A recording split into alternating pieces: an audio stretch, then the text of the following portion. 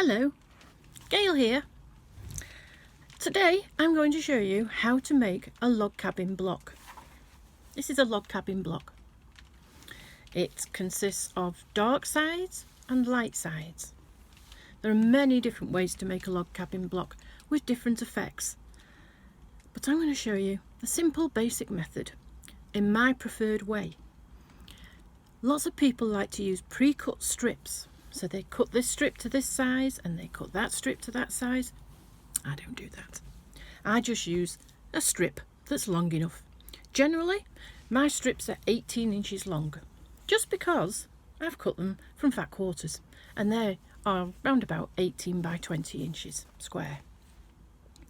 The strips I'm using today are 2 inches wide. Many people like to use a jelly roll, which are cut at 2.5 inches wide. I've done that, and today I fancy doing something with a bit of a thinner strip. The middle of each block is usually a red square. These squares are 2.5 inches square. The square in the middle of the block signifies the heart of the home, the fire in the centre of the log cabin. This block originates from the American out west people who went in their wagons with horses and built log cabins, and then they made quilts out of scraps of fabric, maybe from ruined clothing or leftovers from making clothing, and traditionally they put a red square in the middle. It is also apparently another tradition to put a yellow square in the middle, which signifies the light in the window to guide people home to the log cabin. I expect it was pretty dark then. Anyway, I'm going to start off by moving my camera so that you can see my work surface, which is a cutting board. Hopefully you will be able to see it, but you might only see part of my head. Here goes. Okay, hopefully that will do. So we start off with the red square, and then we add a strip. Now today I'm going to start with a light strip. Usually I start with a dark strip, but I fancy a change today. So we line it up in line with the corner, the top and the side, and we take it to the sewing machine. And we sew along the side with a 1/4 inch seam.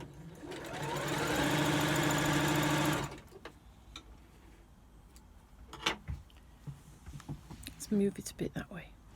Okay, so here's my sewn strip. I've sewn it along here to the square underneath. So then I lay it down, and the piece I have sewn is much longer than my square. So I trim it so that it's in line with the square. I don't usually do it in that manner, but if I did it my usual way, you wouldn't be able to see what I was doing. So then turn it over so the red square is at the bottom, and we push our fabric up and we press the seam with our fingers, and we can see that the seam is going upways. Now it's quite important to make sure all your seams go in the same direction. It's easier that way when you come to putting it together and quilting it. If they're all in different directions, you get lumps. So we've done that one, and we go in a clockwise direction. So the next one is going to be on the right hand side. So we get a strip and we line it up with the top and the corner, the side of our two pieces, and we take it to the machine and we sew a 1/4 inch away from the edge along the long side, making sure our seam from the previous sewing is facing upways.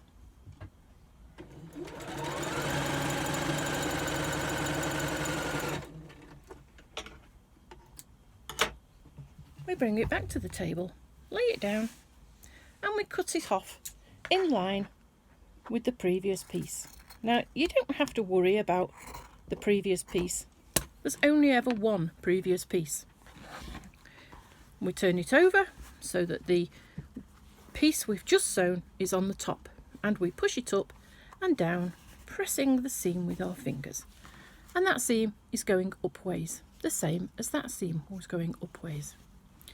So if you put it down so that your newest piece is on the top, you know you are now going to sew on the right hand side.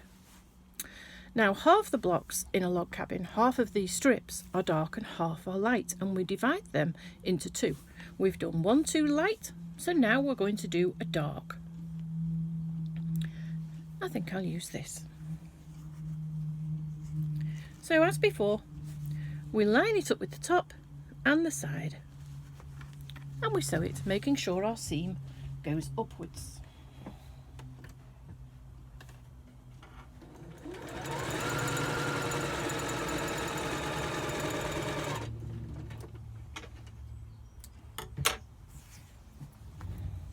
I've made many a quilt with lumpy things where I've not taken notice of which direction the seam goes, but I've learned over the years it is easier if you pay more attention and you don't get lumps. So we finger press it. This is the side you are now going to add another dark to. So let's have this one. Now as we're cutting this edge, that gets a bit wobbly. So now I'm going to line it up with the top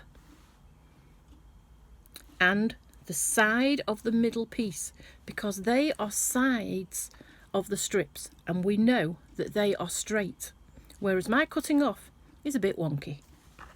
So we take that to the machine, we make sure our seams line up in the correct direction, the top one goes up and the bottom one goes down.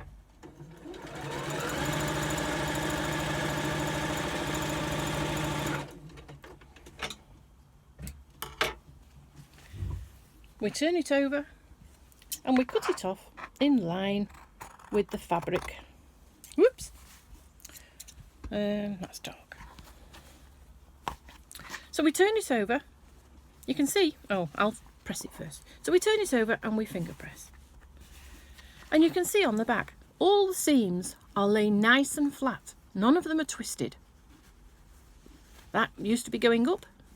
We turn it. This one's going up. So underneath your sewing now, you've got this top seam, which is going up, and this bottom seam is going down because it's being turned. And that's all we have to care about when we're sewing, that they stay up and the bottom one down, and then our quilt will remain flat. So that's the one we last used. And we've done 1, 2 darks, so now we're going to go light. We line it up with the top and the side piece.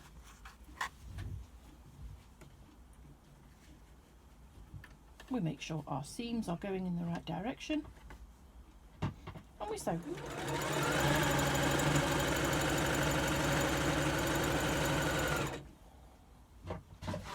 Just retrieving my pedal, which is busy escaping. Turn it over, cut it off,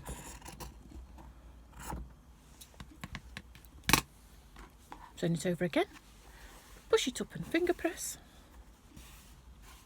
We want another light. Let's use this one. So, as you can see, this is getting quite long now, the middle piece. And that is the straight edge we want to line it up with. This is an edge I've cut, so it's a bit wonky. This along here is the straight edge, presuming you've cut your strips straight, which of course we do, if we try hard. So lining it up with the top, which is a straight edge, and the side, which is a straight edge.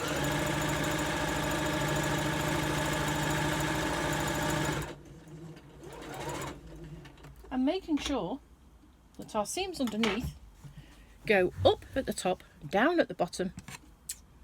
We merrily add lots of bits. Turn it over, press. So we've done 2 light ones now. We're going to go back onto the darks. I think we'll have a nice flowery one. Line it up with the top and the side, and sew. See how quickly it comes together?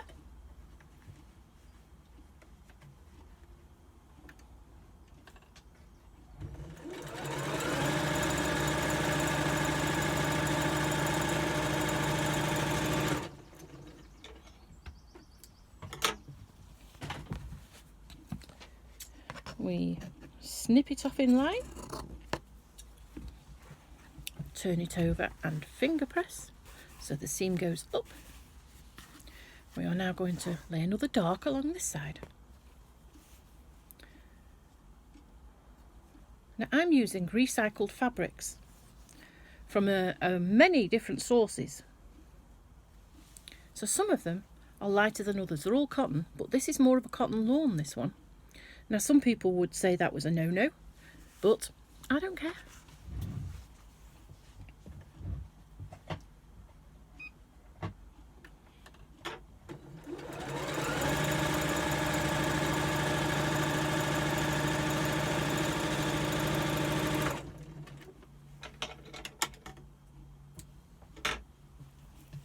In the old days, when these quilts were made out of necessity to keep people warm when there was no central heating, nobody cared about the weights of fabrics. You just made yourself a nice warm cover. So we've done 2 darks. Now we're going to go back onto the lights. We'll have this peachy flowery one.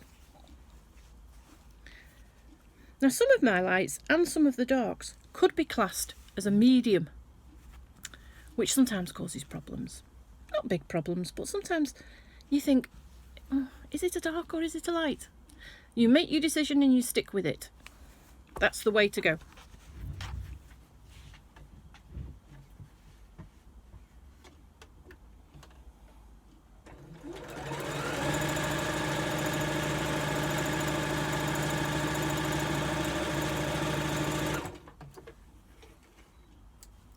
Of course, you can change your mind. You know, we can all change our mind. It's not a rule. There are very few rules, really, in patchwork. You know, you can choose rules to stick to, or you can think, there isn't a rule. I generally don't bother with rules. Now I'm going to sew this piece on, because I've only done 1 light. It's time for another light. So this again is a straight edge, and is this at the top here? Oof, I'm getting off camera. That's also a straight edge. So I line it up with that top straight edge and this side straight edge.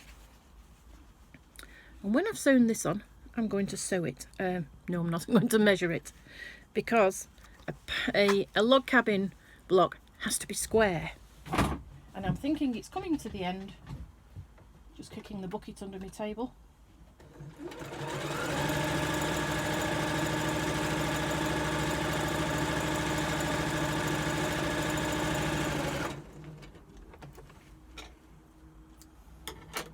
So we trim it up.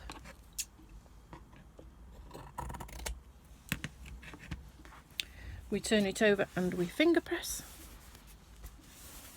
I've done 2 lights and there are 2 darks. I'm going to measure it now. 10 inches, 10 inches, 10 inches, 10 inches. So if I'd had enough, I could stop there. I could make lots of 10-inch blocks. We can put them together into a quilt in many different ways.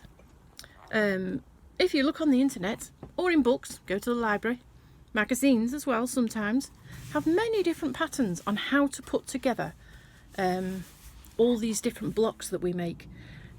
We could just put them all together in lined up, all like that next to each other. But we can put them together in different ways and have lightning strikes, zigzags, squares, star shapes, all sorts of things. So that's another thing to think about. We also have to think about quilting. Are we going to sew them all together and quilt a whole pieced top? Or are we going to quilt a bit at a time as we sew them together? There's lots of options when you're making patchwork quilts. I have many. I've got 4 on my bed at the moment. It's cold and we're trying not to use the heating, so we have 4 and we are snug. In the summer we only have 1. Without the quilt we don't need them, you know, during the hot fortnight that we get. Anyway, I hope this has solved many questions you might have had about a log cabin block. They're quick to make once you've cut your strips, and they're very effective. I've used, as I've said, recycled material, which is perfectly okay to do, or you can buy packs of material, matching fat quarters, jelly roll strips, and you can have it entirely colour coordinated, whereas mine is pretty scrappy. Anyway, I hope you've enjoyed this little video, and I'll see you soon. Bye bye.